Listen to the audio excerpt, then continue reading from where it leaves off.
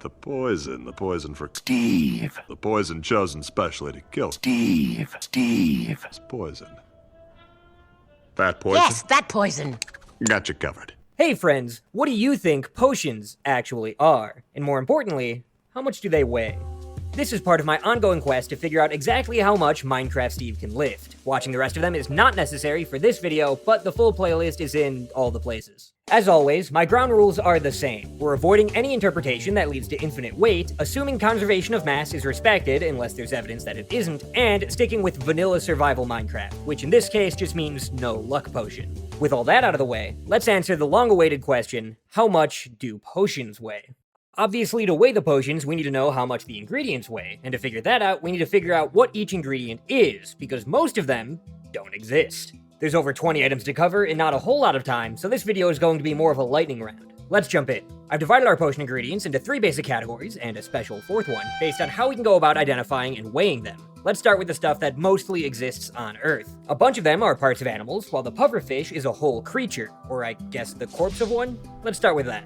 If I ask you what kind of pufferfish this is, I'm guessing most people would say either that they didn't know there were multiple kinds, I didn't, or they'd say something to do with fugu. It's the most common dish that involves eating a pufferfish, and is famously made using highly toxic species that produce tetrodotoxin, one of the most lethal poisons in the animal kingdom. Since being both edible and highly poisonous are 2 of the main things we know about the Minecraft pufferfish, it seems like a pretty good fit. But none of the puffers commonly used for fugu really look like this. Some get close to the colors, but generally speaking, the vast majority of puffers don't have spines this pronounced. Instead, I think we're looking at a close relative, the porcupine fish. Specifically, the long-spined porcupine fish. Its look matches pretty well, both when deflated and when puffed up, and it also produces tetrodotoxin, so it's a pretty good match. It isn't a true pufferfish, taxonomically, but it is in the same order and is usually still called a pufferfish, so I'll let Mojang off the hook. This time. Here on Earth, adult porcupine fish are pretty much the same size as Minecraft pufferfish, about 35 centimeters in length, so we can just use the same mass at an average of 2 kilograms. Next up is the rabbit foot. So, let's start by measuring the rabbit. The standard way to do that is from the tip of the nose to the base of the tail, and if we trace along the rabbit texture, that's 20 rabbit pixels, which are each about half as big as block pixels. 10 block pixels is 10 over 16 meters, or 63 centimeters, which is enormous for a rabbit. But there are some real-world breeds that can grow that big, like the appropriately named Flemish Giant. Look at this thing. Damn, I want one. Since our rabbit isn't unrealistically big, that makes estimating the mass of its foot pretty easy. From what I can tell, the foot from a Flemish Giant, or from any of its giant brethren, is estimated to have a mass of around 0.1 kilograms, so we can go with that. Another easy ingredient should be the turtle shell. It's made with 5 turtle scutes, which are pieces of shell that baby turtles shed as they grow up. If we look at the item texture, it doesn't exactly match any of the plates we can see on the turtle, but it's pretty close to this section, the biggest one in the back. Baby turtle pixels are a lot smaller than block pixels, but they use the exact same model as adult turtles, just scaled down. And adult turtles do use block pixels, so it'll be easier to measure that. This segment is a total of 71 block scale pixels, assuming an average thickness of 1 pixel makes it about 0.017 cubic meters. Looking back at the baby, the hitbox of the adult is 3 times larger, but the model is closer to 6.33 times as big. So, dividing by 6.33 cubed, can't forget the square cube law, we get 0.0000683 cubic meters. For once, the species of turtle doesn't really matter since the density of the shell doesn't change that much between them, always being around 1,400 kilograms per cubic meter, putting the mass of a single scute at just under 0.01 kilograms, or combining 5 of them together into a turtle shell for roughly 0.5 kilograms. The last ingredient in the subcategory of real-world animal parts is the spider eye. When I told my comments I wasn't sure how to weigh this, a bunch of folks chimed in to say that I should just take the weight of a normal spider eye and scale it up. The problem with that is, I don't know what that is. This might be shocking, but there isn't great documentation out there on the average masses of spider organs, so since nobody had any other ideas, I'll try and estimate it to the best of my ability. The Minecraft spider is made of 11 different boxes, making it one of the more complex mobs model-wise. They have 3 body sections, even though they should only have 2, and 8 legs. Here are the measurements for all of those in pixels. The pixels are block scaled, so here they are in meters, and here are all the volumes for a total of 0.537 cubic meters. After looking at a lot of real-world spiders, I'll estimate that individual eyes usually take up somewhere between 0.05% and 0.5% of the spider in volume. And since Minecraft spiders look like they're on the big side for eyes, we can take the high end. Spider density also varies from about as dense as water to slightly denser. Since eyes tend to be on the lighter side of organs, I'll take the lower end for that, giving us final estimates for spider eyes being a little under 0.003 cubic meters and 1,000 kilograms per cubic meter, or 2.69 kilograms each. That might seem too heavy for an eyeball, but these spiders are so big, and their eyes are so big proportional to them, that the only real-world animals with bigger eyes are giant squids. Now there's just 3 items left in our first category, and all of them should be pretty easy because all the work is already done. Cobwebs should be super easy since in-game they're essentially equivalent to a single string item, and I already measured string in this video to have a mass of 12.8 kilograms, so we can use that for cobwebs. For sugar, over in this other video all about armor, we also measured the model of sugarcane as having a mass of 53.3 kilograms. Since one sugarcane item can be crafted into 1 sugar, we can go off that. Making sugar from sugarcane is not very efficient, only resulting in about 10 to 15 grams of sugar per kilogram of cane. If we assume that this is really good sugarcane, and that Steve is really good at harvesting it, we can take the 15% high end and say that this item represents 8 kilos of sugar. Nice. Enough with stealing my own homework and time to steal someone else's. When trying to figure out exactly what kind of stone this is, I could look at the Education Edition exclusive material reducer block, which tells me that this is pure silicon dioxide, the same as quartz. But that's both dumb and lame, so we aren't doing that. Instead, as Commons pointed out, YouTube channel Banana and Bread made this video where they theorized stone to be rhyolite, and YouTuber and geologist, nice name, made these 2 videos about how stone is either carbonatite or limestone. All 3 interpretations have their merit, and none of them fit perfectly, but personally, I find the limestone one to be the most compelling, so we can use that. Also, all the videos are in the description. Limestone has a density of around 2,700 kilograms per cubic meter on the high end, and they're obviously a full cubic meter, making the mass of each stone block 2,700 kilograms. Now we're done with our first category, and with everything easy. Next up is all the more fantastical stuff that doesn't have obvious real-world equivalents. Last time I threw out a call for help from viewers, and a lot of people came through both in the comments and on my Discord. Thanks, friends. I got a lot of different suggestions on what each thing could be, but even if I don't end up going with your idea, it probably helped point me in the right direction, so thank you to everyone who shared their thoughts on it. Starting with ghast tears, the suggestions ranged from salt and mercury to literal souls, but I always assumed they were pretty normal ghast tears. Although I do like this idea from Discord user Kyo2, where they theorize ghasts are related to real-world velvet worms. Very cool.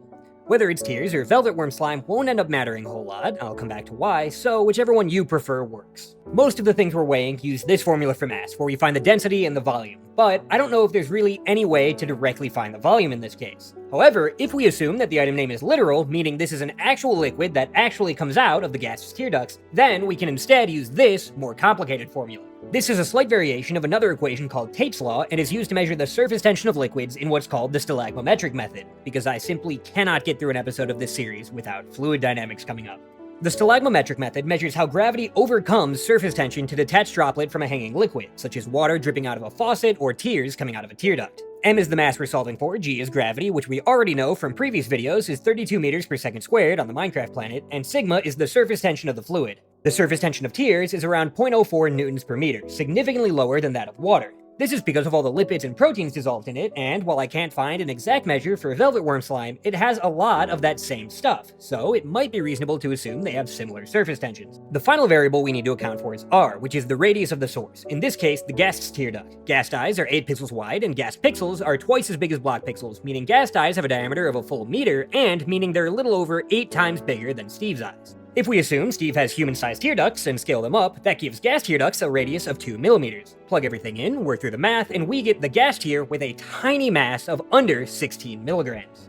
Sticking with the nether theme, Nether Wart is one of the main ingredients in potions. Most comments agree that it's some kind of fungus, and the game agrees too, given that you can find it as part of the large crimson fungi. As for what kind it is, allow me to introduce you to red yeast. Also, credit to Discord user Red Bull Man for coming to the same conclusion. On Earth, it's a kind of mold that grows on rice. The color is perfect, it was cultivated by primitive civilizations like we see in nether fortresses, and the reason it was cultivated was to assist in fermentation, which is an early step in real-world brewing. The only problems are that red yeast is way too small and can't withstand the heat of the nether. But bigger, more heat-resistant versions of other organisms are just kind of a thing that happens in the nether, so I think it's fine. I have a theory on why that might be, too. It involves the observable effects of magic in Minecraft's ecosystem, but it'll have to be another video. Let me know if that sounds interesting. Anyway, the Nether Wart block confirms that a single Nether Wart, like other blockable resources, has a volume of 1/9 cubic meters. A culture of red yeast has a density of 1,100 kilograms per cubic meter, for a total mass per item of 122 kilograms.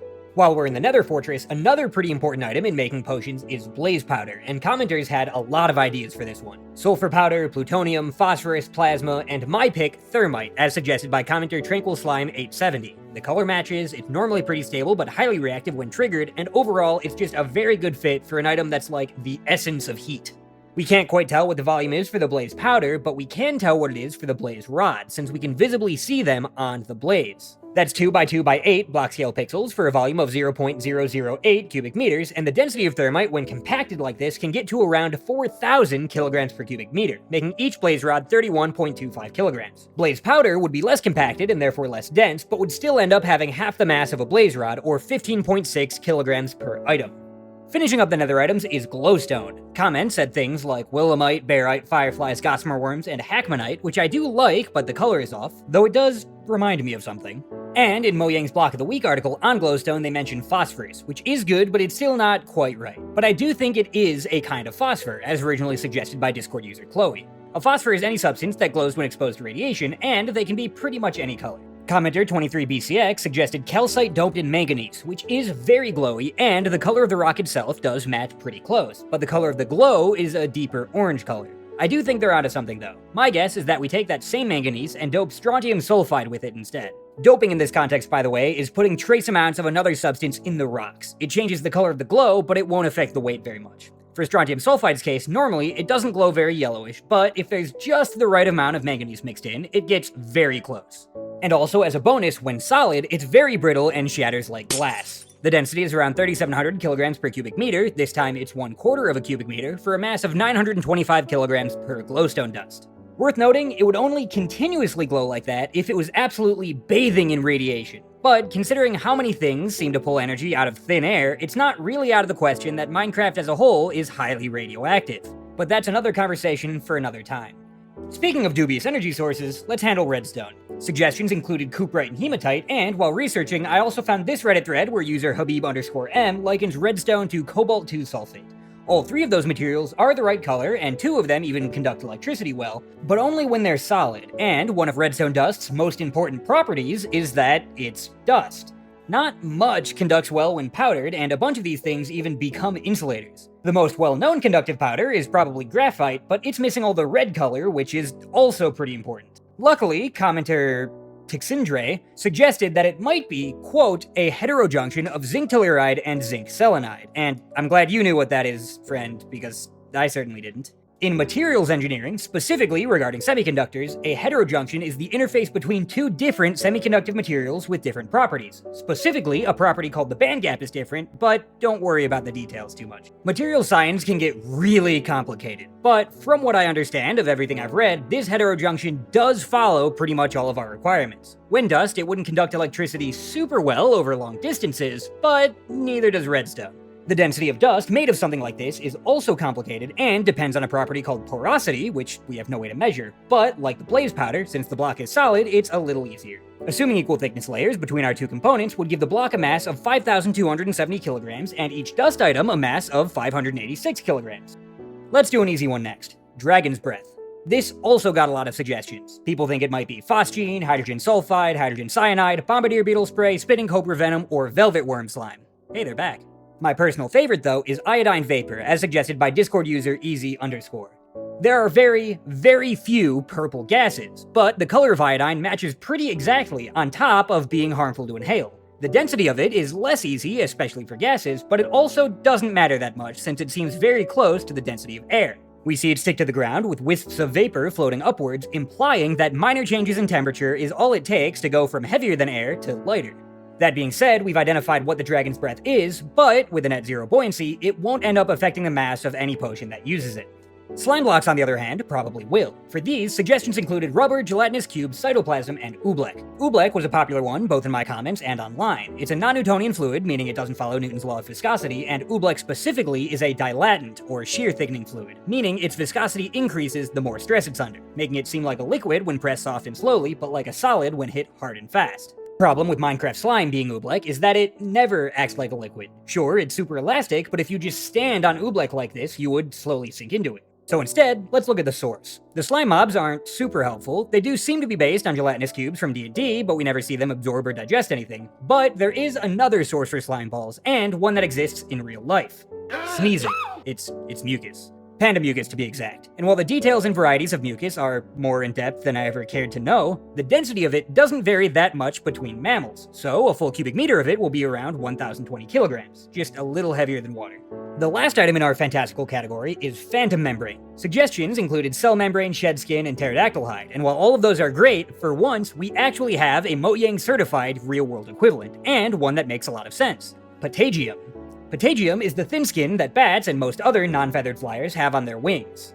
The volume is harder, but not impossible. Phantom membrane can be used to repair elytra. It takes 4 membrane to go from fully broken to fully repaired, and unlike most items, we get to see what the elytra looks like when broken. I try to avoid analyzing item sprites, but this is very useful. If we compare the fully broken sprite to the fully intact one, we can see that being broken has it missing 18 pixels out of 120 total, or 6.67% of its total area. Since one phantom membrane repairs 1/4 of the durability, that'd make each one have 1.67% the total volume of the elytra. The area of each elytra wing is 193 player scale pixels, which are a little smaller than block pixels, and the thickness is inconsistent and hard to measure since it only implies thickness instead of actually rendering it, but for an estimate we can assume a mean thickness of 1 pixel. That would make the total volume of the elytra a little under 0.07 cubic meters, and the volume of each phantom membrane item a little over 0.001 cubic meters. The density of patagium is 1,050 kilograms per cubic meter, giving each item a mass of 1.2 kilograms. Also, just for the record, that makes the whole elytra have a mass of 72 kilograms.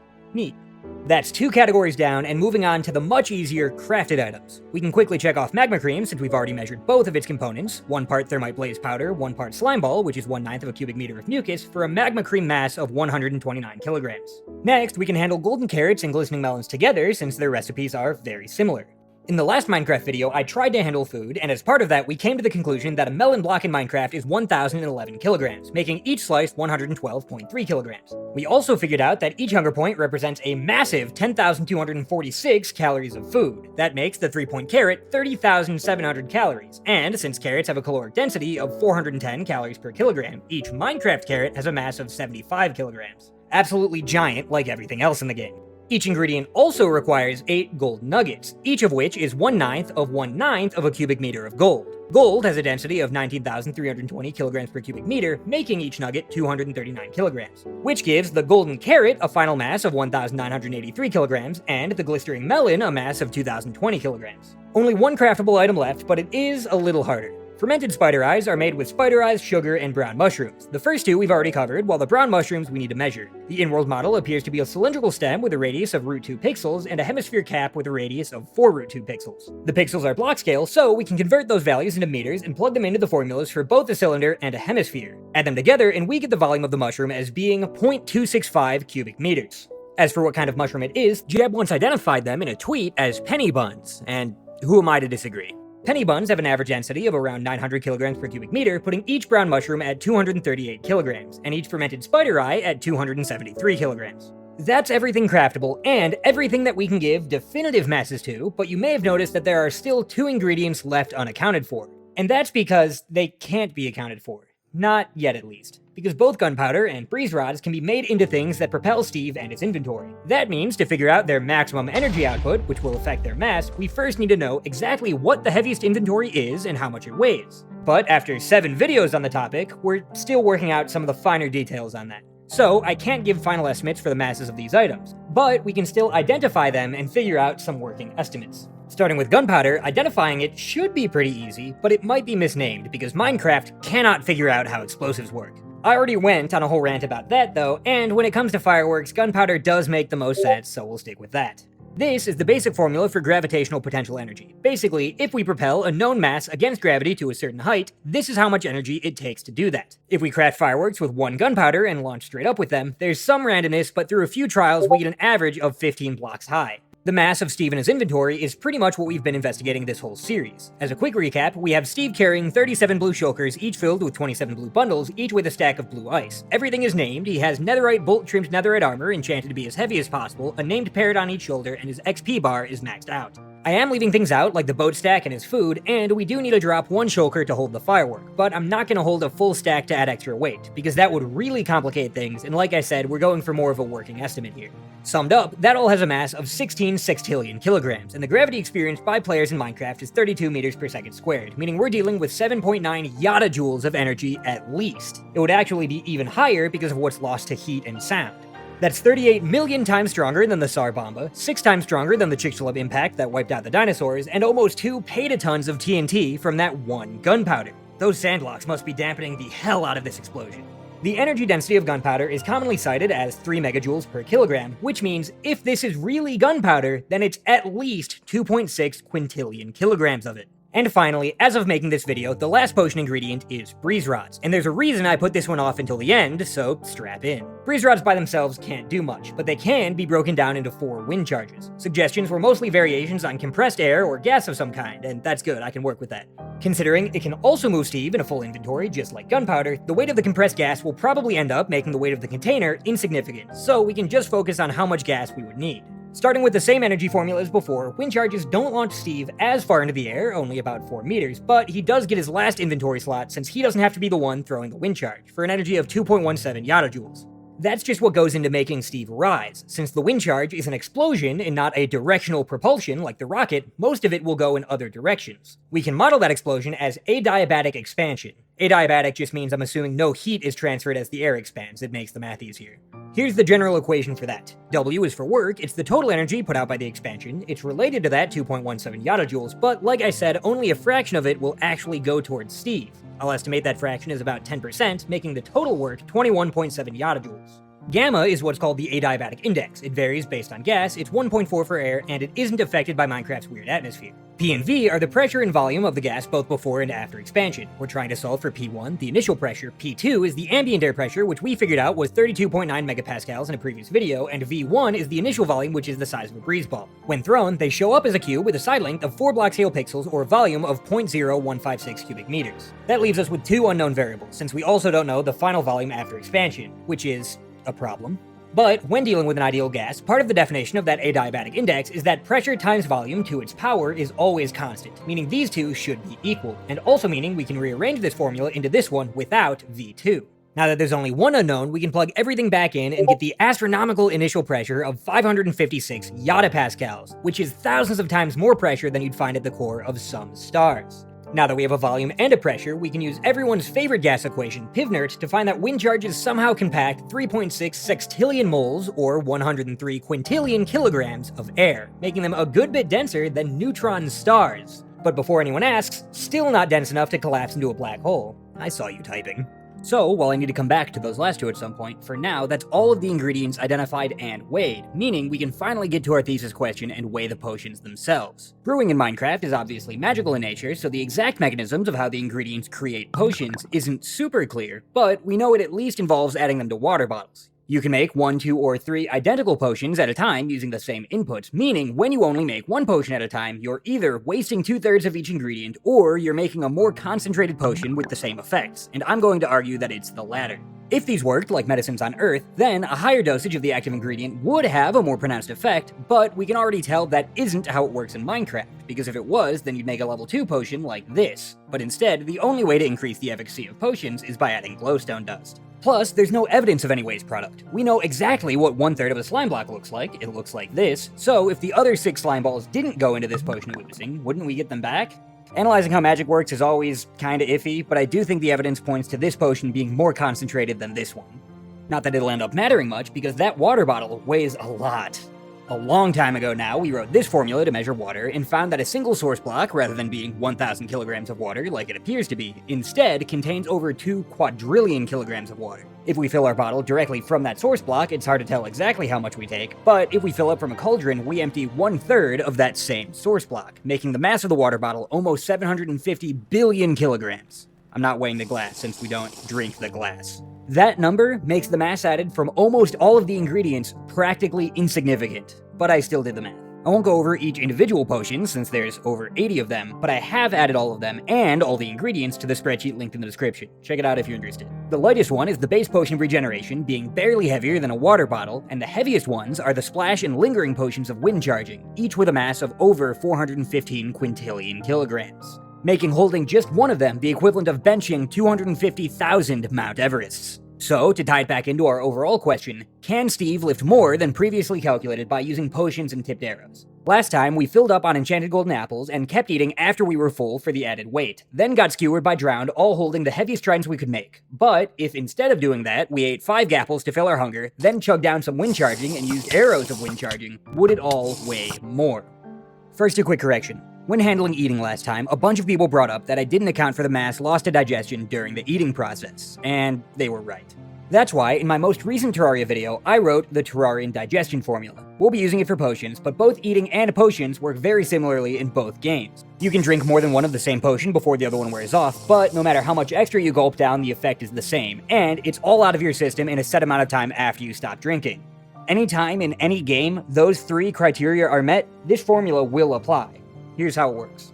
Epsilon is the practical zero. We need it to deal with the asymptotic nature of metabolization, and we can set it to 1 milligram. M subscript I is the mass at the time of the last consumption event, which are handled by this secondary equation. A is the mass of the potion, and I is the intervals at which he drinks. In this case, that's every 1.6 seconds, since that's the fastest you can drink them. Back up here, big T is the time it takes to reach Epsilon after the last consumption event. For wind charging potions, that's 3 minutes since there's no extended one, and T sub big T is the timestamp of big T seconds after the last event. P is called the shape constant. It determines how curvy the curve is based on a bunch of complicated variables. For the food in the Terraria video, I estimated 0.5, but liquids are usually metabolized more linearly, so we can use a lower number, something like 0.2. Plug everything into our script, and we get this graph.